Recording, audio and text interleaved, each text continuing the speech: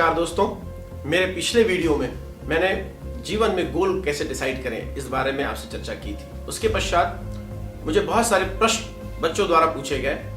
हम बहुत अच्छा गोल डिसाइड भी कर लेते हैं, हम उस गोल के योग्य भी होते हैं, हम अच्छी कोचिंग करते हैं, हम उन्हीं पुस्तकों को पढ़ते हैं जिन पुस्तकों को पढ़ना है और हम अच्छा मार्गदर्शक भी चुन लेते हैं, फिर भी हम सफल नहीं हो पा रहे हैं। जब इन चीजों का मैंने अध्ययन किया तो मैं एक निष्कर्ष पर पहुंचा कि बच्चे तैयारी तो करते हैं परंतु वह दिशा भ्रमित हो जाते हैं। कई ऐसी चीजें हैं जो उन्हें दिग्भ्रमित करती हैं। मैं एक छोटी सी कहानी इस संदर्भ में आपके साथ साझा करना चाहता हूं। एक बच्चा बहुत दिनों से तपस्या करता है। उसकी तपस्या से खुश होकर ईश्वर उसके समक्ष प्रकट होते हैं और उस बच्चे से पूछते हैं कि बता बस तेरी क्या इच्छा है। वो बच्चा बोलता है कि ईश्वर मुझे कुछ ऐसी चीज चाहिए जिससे मैं जो चाहूं वो मुझे प्राप्त हो जाए। ईश्वर उससे पूछते हैं कि तुम कहाँ रहते हो।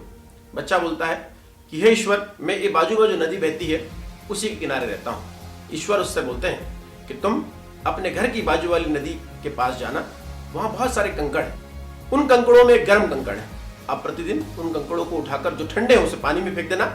1 महीने के अंदर आपको गर्म कंकड़ मिलेगा, वही आपके जीवन में जो आपके सपने हैं उसे प्रदान करेगा।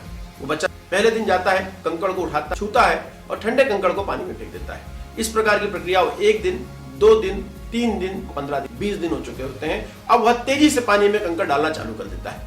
25वें दिन उसे हाथ में वो गर्म कंकड़ मिलता है। जैसे ही गर्म कंकड़ आता है, चूंकि अब धीरे धीरे उसकी प्रवृत्ति कंकड़ को उठाकर पानी में डालने की हो गई थी, तो जैसे ही उसके हाथ में गर्म कंकड़ आता है तुरंत उसको पानी में डाल देता है।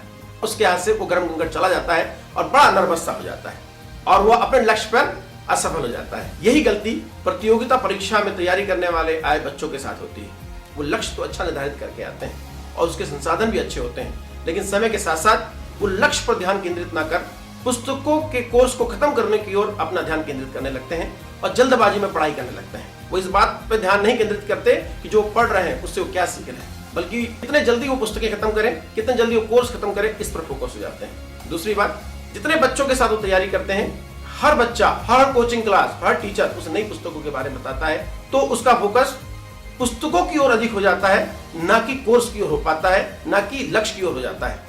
वो बहुत सारी पुस्तकों के माया जाल में फंस जाता है और अपने लक्ष्य से भटक जाता है। तीसरी बात, जैसे ही वो तैयारी करने आता है, तैयारी के कुछ समय बाद वो अपने एग्जाम पर केवल फोकस नहीं रहता, वो बहुत सारे एग्जाम्स की तैयारी चालू कर देता है। हमें इस बात को ध्यान रखना पड़ेगा कि हर एग्जाम का रिक्वायरमेंट अलग अलग होता है। जब बच्चा बहुत सारे एग्जाम की तैयारी करना चालू कर देता है तो अपने मुख्य लक्ष्य से वो भटक जाता है। चौथी बात, कुछ समय बाद वह उस क्षेत्र से जुड़ी छोटी मोटी नौकरियों को प्राप्त करने की ओर दौड़ जाता है, या किसी कोचिंग में पढ़ाना चालू कर देता है, या बच्चों को पढ़ाना चालू कर देता है।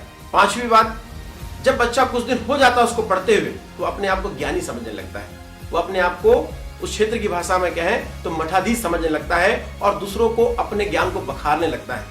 वो अपनी गलतियों को स्वीकार नहीं करता और अपनी गलतियों से सीखता नहीं है, अपनी गलतियों में सुधार नहीं करता है और वो गलतियां लगातार बढ़ती जाती है। छठवीं बात, बच्चा घर के मुद्दे, दोस्तों के मुद्दे, व्यक्तिगत प्राथमिकताएं, दोस्ती यारी या कहें कि नेतागिरी करने लगता है। अपने लक्ष्य पर ध्यान केंद्रित ना करते हुए वह उन मुद्दों की ओर चला जाता है जिन मुद्दों की ओर उसे कभी नहीं जाना चाहिए। ये छोटी मोटी बातें उसे कब लक्ष्य से भटका देती हैं उसे पता ही नहीं चलता, और जब तक पता चलता है तब तक बहुत देर हो चुकी होती है।